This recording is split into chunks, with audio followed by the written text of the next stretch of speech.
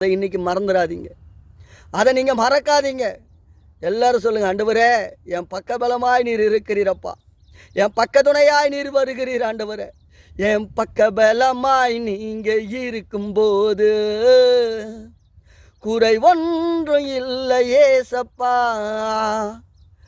என் பாதையெல்லாம் நீங்கள் அறிந்த போது பயம் ஒன்றும் எனக்கு இல்லப்பா, என் பக்கபலமாய் பக்கதுணையாய் வந்தவரே, நிழல் போல என்னை தொடர்ந்து வந்தவரே, நிழல் போல என்னை தொடர்ந்து வந்தவரே.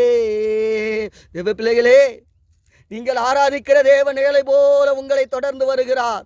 உங்கள் கண்ணீரை காண்கிற தேவன் அவர் உங்களோடு கூட வருகிறார். அதனால தான் முதல்ல சொல்லுகிறார், நான் உன்னோடு கூட இருந்து உன்னை ஆசீர்வதிப்பேன், நான் உன்னை விட்டு விலகவே மாட்டேன், உன்னை கைவிடவே மாட்டேன்.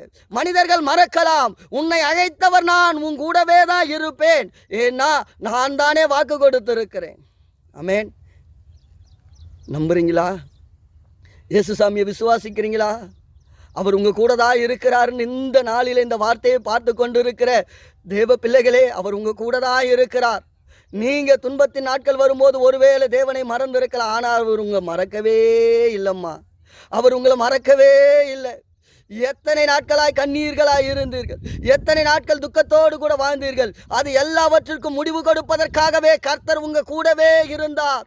ஈசாக்க பாருங்க, அவர் பட்ட துன்பங்கள் கஷ்டங்கள் எல்லாம் அதிகம், ஆனாலும் கர்த்தர் சொன்னபடியே ஆசீர்வதித்தார், உயர்த்தினார்.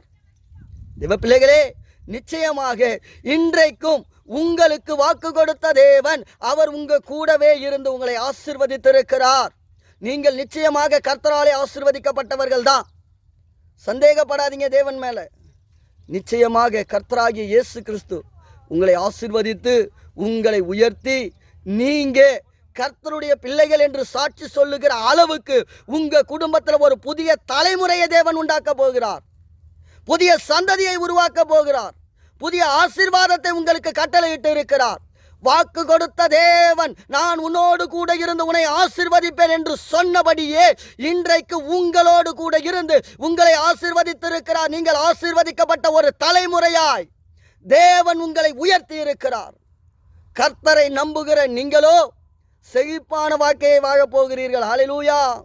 தேவஜனமே, கர்த்தரால் ஆசீர்வதிக்கப்பட்ட தலைமுறையே, தேவன் உங்களோடு கூட இருக்கிறார். அவர் நிழலை போல தொடர்ந்து வந்து உங்களை ஆசீர்வதித்திருக்கிறார். நிச்சயமா நீங்க ஆசீர்வதிக்கப்பட்டவர்கள் தான். ஏன் தெரியுமா? தேவன் உங்களோடு கூட இருக்கிறார். இயேசுசாமியினுடைய கிருபை உங்களோடு கூட இருக்கிறது. சந்தோஷமா இருங்க. இந்த நாளிலே கர்த்தராகிய இயேசு கிறிஸ்து உங்களை ஆசீர்வதித்திருக்கிறார். ஆமென்.